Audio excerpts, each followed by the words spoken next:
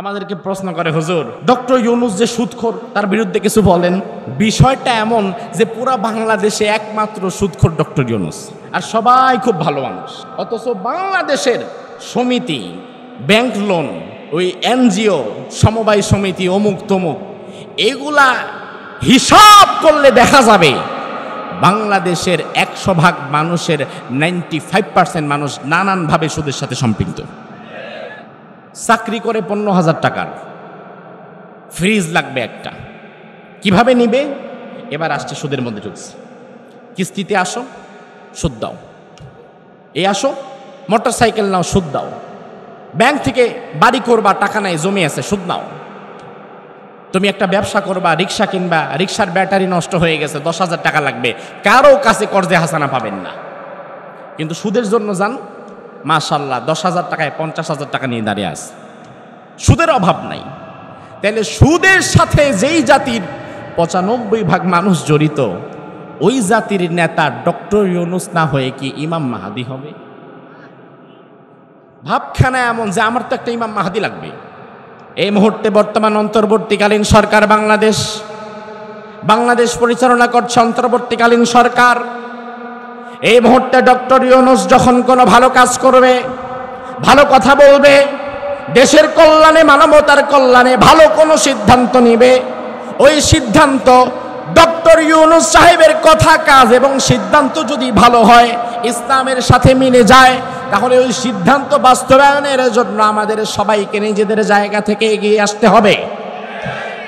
আর আমরা যদি দেখি ডক্টর ইউনূস অন্য কারো পাতা ফাঁদে পা দিয়ে মুসলমানদের দেশে এমন কোন বিধান বা এমন কোন কাজ চালু করতে যাচ্ছে যেই কাজটা কোরআন হাদিসের সাথে সাংঘর্ষিক, কোরআন হাদিস যেই কাজের অনুমতি দেয় না, তাহলে ওমরে ফারুকের কথা অনুযায়ী ওই মুহূর্তে ডক্টর ইউনূস সাহেবের কথাটাকেও আমাদেরকে ডাস্টবিনে ছুঁড়ে ফেলে দিয়ে তার বিরুদ্ধেও আমাদেরকে প্রতিবাদ করতে হবে।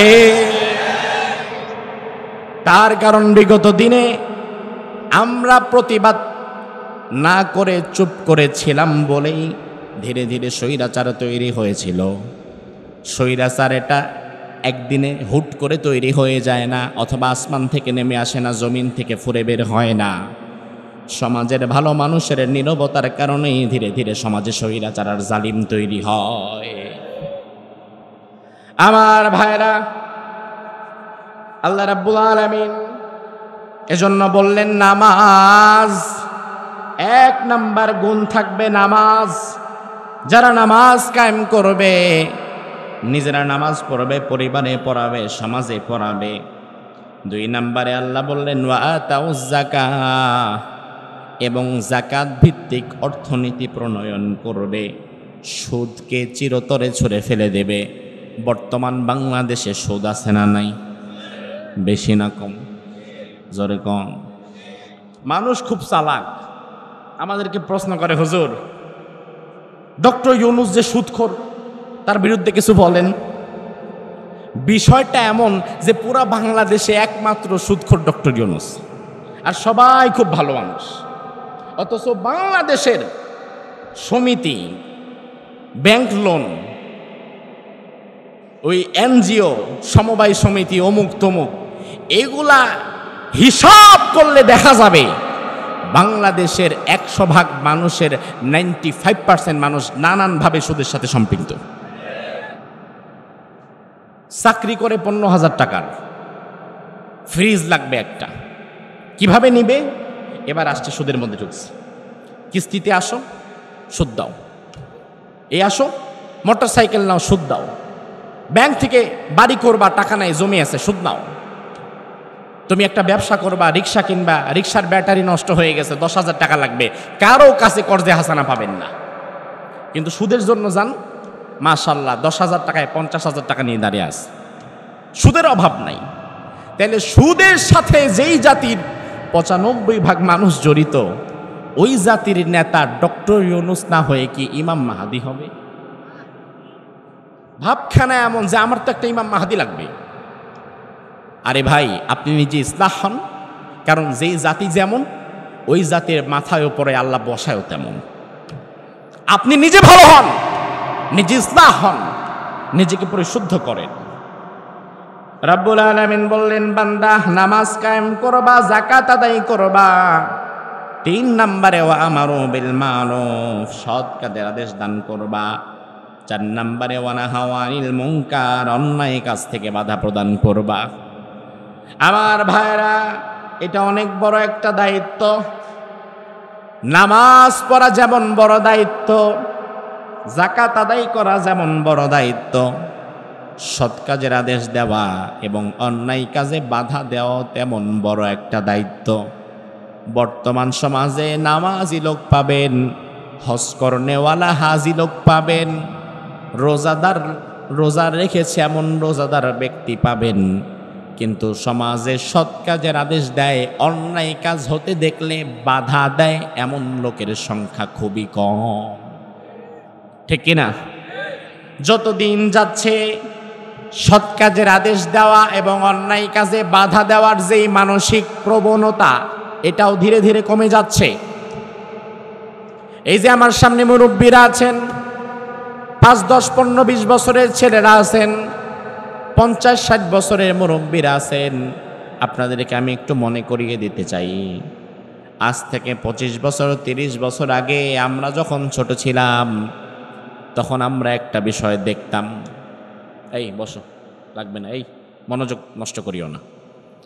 আমার ভাইরা লক্ষ্য করেন, আজ থেকে 25 বছর আগে, 20 বছর আগে আমরা যখন ছোট ছিলাম, তখন আমরা দেখতাম সন্ধ্যার আধার যখন নেমে যেত, মাগরিবের আজান যখন হয়ে যেত, মাগরিবের পরেও যদি কোনো পোলাপান মাঠে বসে থাকতো, রাস্তার ধারে বসে থাকতো, মুরব্বীরা বাজারে যাওয়ার সময়, মসজিদে যাওয়ার সময় ধমক একটা দিয়ে আমাদেরকে বাড়ির দিকে পাঠিয়ে দিত।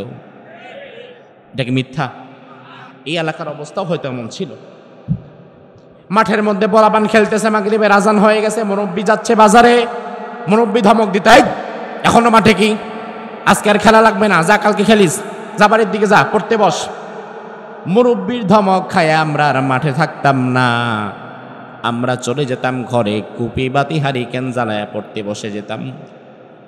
অথচ আমার ভাইরা আজকে লক্ষ্য করেন, সন্ধ্যা তো ভালো, রাত 9টা 10টা 11টা বেজে যায়, ক্লাস 5, 6, 7 পিচ্চিপ ছেলেরা, হাঁটুর বয়সী পোলাপান মাঠের মধ্যে বসে, দোকানের পাশে বসে, অন্ধকার জায়গায় বসে বিড়ি খায়, গাঞ্জা খায়। কোনো মুরব্বী ধমক দেওয়া তো দূরের কথা, যেন দেখেও না দেখার ভান করে হেঁটে চলে যায়। আমাদের সময় আমাদেরকে ধমক দেওয়া হতো, বাড়ির দিকে পাঠিয়ে দিত। আজকের ছোট ছোট বাচ্চারা, হাঁটুর বয়সী পোলাপানেরা রাস্তার মধ্যে বিড়ি খায়, গাঞ্জা খায়, মুরব্বী একটা ধমকও দেয় না, তার চেহারার দিকে তাকায়ও না। মুরব্বীকে এবার আপনি প্রশ্ন করবেন, বাবা দোষটা আপনার, আপনি কেন তাদেরকে শাসন করেন না? মুরব্বীর কাছেও একটা জবাব আছে।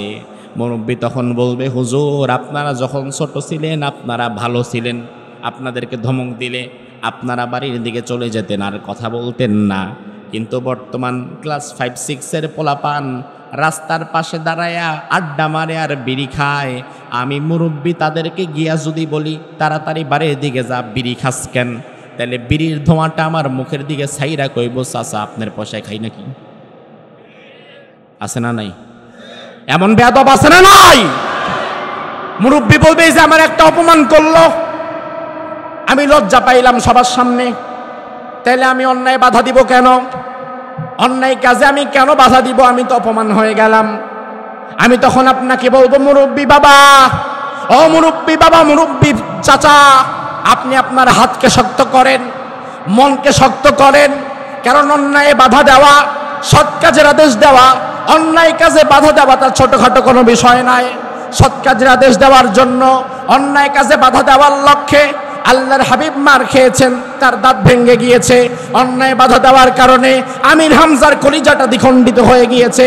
অন্যায় বাধা দেওয়ার কারণে কারবালার ময়দানে রাসূলুল্লাহর নাতি ইমাম হুসাইনের কল্লাটা উড়ে গিয়েছে।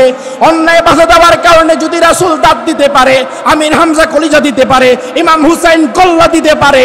অন্যায় বাধা দেওয়ার কারণে প্রয়োজনে আমার গালি খাওয়া লাগবে, জেলে যাওয়া লাগবে, এমনকি অন্যায় বাধা দেওয়ার কারণে প্রয়োজনে ওই নবীর উম্মত হিসাবে আমার রক্ত ঝরাতে হতে পারে, কিন্তু আমি আমার সামনে অন্যায় হতে দিব না। অন্যায় হবে যেখানে, আমার বাধাও হবে সেখানে। আমার বাধায় কতটুকু কাজ হবে কি না হবে এটা আমার দেখার দরকার নাই, কিন্তু অন্যায় যদি হতে দেখি সেখানে বাধা দেওয়ার দরকার আছে না নাই?